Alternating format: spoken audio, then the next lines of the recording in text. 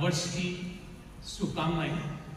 और इस नववर्ष पे जैसे हमारे जीवन में कभी किसी प्रकार की जब समस्याएं आती हैं तो हम अपने आप को ये मानते हैं कि हमारे जीवन में समस्याएं आई हैं, तो ऐसे मौके पे हमें ऐसी जीवंत घटनाएं उनका भी एग्जाम्पल याद रख लेना चाहिए। और उन्हीं एक जीवंत घटना में आपको मैं एक एग्जाम्पल देके एक स्टोरी देके समझाना चाहूँगा। एक कहानी है जिसका नाम है अरुणिमा सिन्हा। आप में से कई लोगों ने नाम सुना भी हो सकता है या नहीं भी सुना होगा। तो अरुणिमा सिन्हा की एक कहानी है कि अरुणिमा सिन्हा जो थी वो एक नेशनल वॉलीबॉल चैंपियन थी। और एक बार वो लखनऊ से दिल्ली ट्रेन से यात्रा कर रही थी। उस ट्रेन की यात्रा करने के दौरान उन्हें रास्ते में कोई उस ट्रेन के अंदर जो चेन स्नेचर होते हैं वो आ गए और उन्होंने उनकी जो चेन है वो खींचने का प्रयास किया। और उन्होंने जब उससे हार नहीं मानी, उससे लड़ाई की, तो उन्होंने उसे ट्रेन से धक्का मार दिया। जब अरुणिमा सिन्हा को धक्का लगा तो उस ट्रेन से नीचे जा गिरी और उसके जो पैर थे उस ट्रेन के पहियों में उलझ गए और कट गए।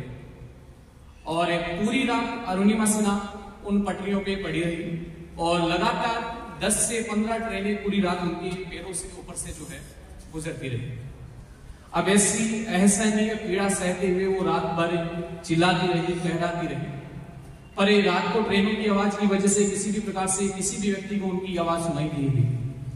जब सुबह हुई तो जब लोगों ने, आसपास के लोगों ने देखा कि किसी के कहराने की आवाज आ रही है, चिल्लाने की आवाज आ रही है, तो उन्हें पास के पटना के सरकारी अस्पताल में भर्ती करवाया गया। जब उन्हें हॉस्पिटल में जब भर्ती करवाया गया तो जो डॉक्टर आए उनके पास एनेस्थीसिया जो था वो उपलब्ध नहीं था। तो उस स्थिति के अंदर भी अरुणिमा सिन्हा ने डॉक्टर को कहा कि आप अगर एनेस्थीसिया नहीं है तो आप बिना एनेस्थीसिया के भी मुझे ऑपरेट कीजिए, ऑपरेशन कीजिएगा। तो क्योंकि मैंने पूरी रात जो दर्द सहन किया है उसकी तुलना में ये तो दर्द काफी कम होगा। तो उन्होंने बिना एनेस्थीसिया के डॉक्टर ने उसका ऑपरेशन किया। उनके पैरों को काटा गया क्योंकि पैर जो थे वो पूरे गल चुके थे और पैर को काट के उनके जो प्रोस्थेटिक लेग्स होती हैं वो लगाई गई।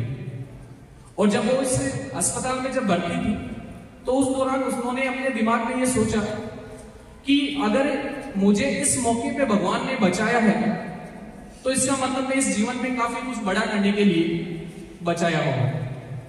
तो उसने उसी दिन एक प्रण लिया कि मुझे अब कुछ ना कुछ बड़ा करके दिखाना है और उन्होंने तय किया कि मुझे माउंट एवरेस्ट जो है वो क्लाइंब करना है। अब जब माउंट एवरेस्ट की जब बात हुई तो उसने अपने परिवार को बताया, फैमिली को बताया। तो जब वो हॉस्पिटल से डिस्चार्ज हुए तो उनकी फैमिली वाले उसे सबसे पहले लेकर गए बचेंद्री पाल के पास। बचेंद्री पाल वो महिला थी जिसने माउंट एवरेस्ट क्लाइंब कर रखा था।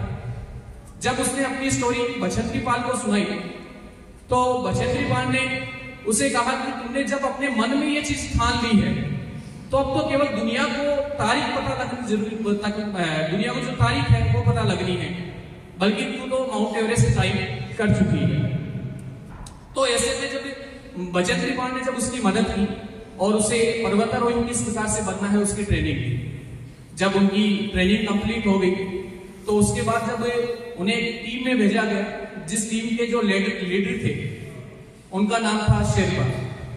उनके साथ उन्होंने माउंट एवरेस्ट क्लाइंब किया और आखिरकार उन्होंने 21 मई 2013 को माउंट एवरेस्ट फतेह कर लिया। तो इस चीज से हमें शिक्षा मिलती है कि कभी भी विकलांग वह व्यक्ति नहीं होता जिसके हाथ या पैर नहीं होते, बल्कि विकलांग तो वो है जो अपने दिमाग से, अपनी सोच से विकलांग है। तो हमें भी निरंतर रूप से प्रयास करते रहना चाहिए, चाहे किसी भी प्रकार की हमारे सामने परिस्थितियां आए, विपदाएं आए। और अंततः मैं 4 लाइनों के साथ धन्यवाद ज्ञापित करना चाहूंगा कि हौसलों के तरकश में कोशिश का वो तीर जिंदा रखें, कि हौसलों के तरकश में कोशिश का वो तीर जिंदा रखें, कि हार जाओ अगर सब कुछ फिर भी जीतने की उम्मीद जिंदा रखें।